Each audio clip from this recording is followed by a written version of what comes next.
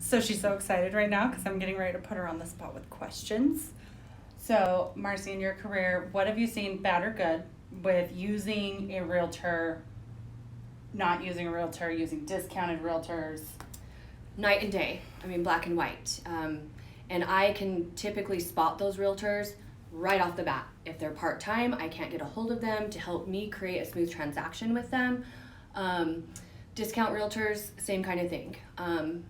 It's just as a loan officer, I get to see them all. I've been in transactions where there's been an experienced realtor or a discounted realtor or no realtor or a part-time realtor. Yeah. And it's so sad to watch the buyer just go through a transaction and the pain that I'm seeing, but I can't do anything about it because that's who they chose. And I do my best to do everything I can to create, because that's always my goal, is that the clients have a good experience and that they're comfortable and confident every step of the way. But if I don't have a realtor to help me create that, it's impossible. Yeah, because you can't write an extension to save their earnest money and protect it.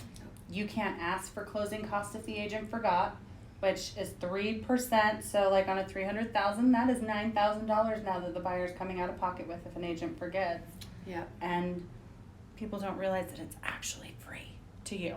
So buying, the seller has to pay for their representation on the other side, and most buyers don't even know that. Right. Well, and the other thing that comes right to my mind is it repairs.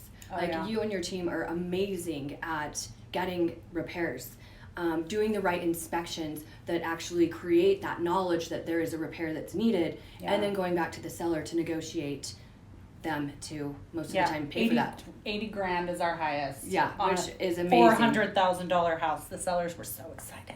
The buyers were really stoked, but after we find it with a scope or whatever, now they have to disclose it. So if they don't work it out with us, they are now telling somebody else that there's $80,000 worth of repairs, or they're in trouble.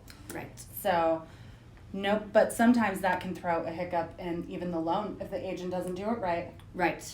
And deny a loan, can it? Yes, absolutely. And, I just think about some of the things that go through people's head when they don't want to hire a realtor. I mean, do you know how to fill out the purchase contract?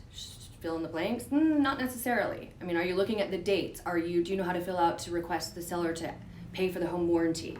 How many homes have they sold, I wonder? And I can see on their credit that sometimes they're first-time home buyers, but they think it's going to save them money. There's a YouTube video on it, They can do it themselves. I hear that. I see that all the time though. They think they can do it. But what's funny is most of my clients, a lot of them are attorneys. And they have me do that because their lane is over here. They know contracts. Right. They know all of it, but they don't know the loopholes. Yep. And what happens if a problem arises? Yeah. Does that buyer know the legalities of in a real estate transaction to protect themselves? The loopholes. Yes. You got to write them into the contract, or you don't have them. Right. Yep. Well, thank you, Marci, for playing with me and being on the spot. Sure.